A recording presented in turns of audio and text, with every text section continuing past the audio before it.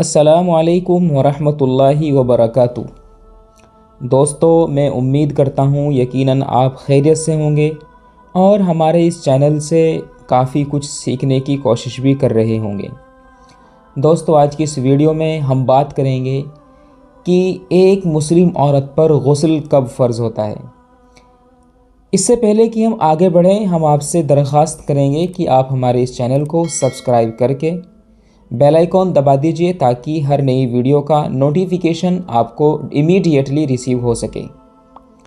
सवाल जो हम सब के जहनों में बना रहता है कि एक मुस्लिम औरत पर गुस्ल कब फ़र्ज़ होता है, उसकी कितनी उम्र होनी चाहिए, उसकी कितनी उम्र होनी चाहिए, उसके लिए क्या क्या मसाइल हैं, ये सब हम इस वीडियो में बात करेंगे। देखिए, मर्द और औरत इस्लाम में बराबरी का दर्जा हासिल किए हुए हैं। अपने हुकूक़, अपनी तालीमात, अपनी इबादात और अपनी ज़िम्मेदारियों के लिए उनके लिए कुछ अलग अलग मसाइल और कुछ अलग अलग कानून हो सकते हैं, मगर गुस्ल एक ऐसा मसला है कि इसमें मर्द और औरत पर किसी भी तरह का कोई भी फ़र्क नहीं रखा गया है। देखिए, औरत पर गुस्ल फ़र्ज़ होने की एक वजह तो ये हो सकती है कि औरत एक तरह से डिस्चार्ज हो जाए, यानी सोते हुए ही उनकी मनी निकल जाए। जैसे मर्द की मनी निकलती है सोते हुए, वैसे ही औरत की भी मनी निकलती है।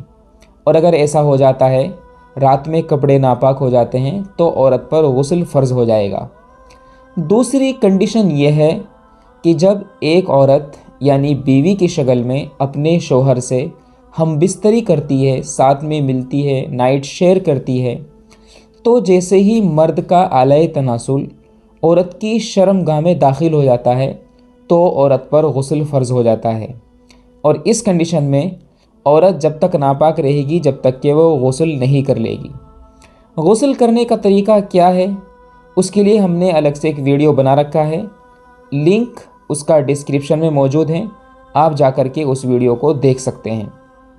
दोस्तों, साथ साथ अब दोस्तों सवाल ये है कि औरत की शर्मगाह में मर्द के आलय तनासुल का कितना हिस्सा जाने पर गुस्ल फ़र्ज़ हो जाएगा।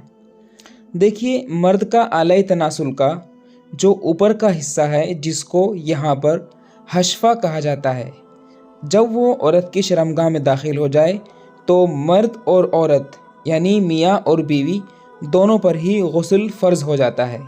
वो जब औरत के फ़र्ज में यानी औरत की शर्मगाह में दाखिल हो जाता है, तो दोनों पर, मर्द और औरत दोनों पर गुस्ल फ़र्ज़ हो जाता है। और औरत पर और मर्द पर गुस्ल करना फ़र्ज़ होगा, लाजिम होगा, वरना दोनों नापाक रहेंगे। गुस्ल करने का तरीका ये है कि सबसे पहले तो मुँह भरकर कुल्ली किया जाए। दूसरा ये है कि नाक की नरम हड्डी तक पानी पहुंचाया जाए। और तीसरा और आखिरी फ़र्ज़ ये है कि पूरे बदन पर इस तरह से पानी बहाया जाए कि बदन का कोई भी हिस्सा खुश्क नहीं रहना चाहिए। यानी गुस्ल में मिलाकर कुल 3 फ़र्ज़ हुए। नंबर 1, मुँह भरकर कुल्ली करना यानी गरारा करना। नंबर 2, नाक की नरम हड्डी तक पानी पहुंचाना।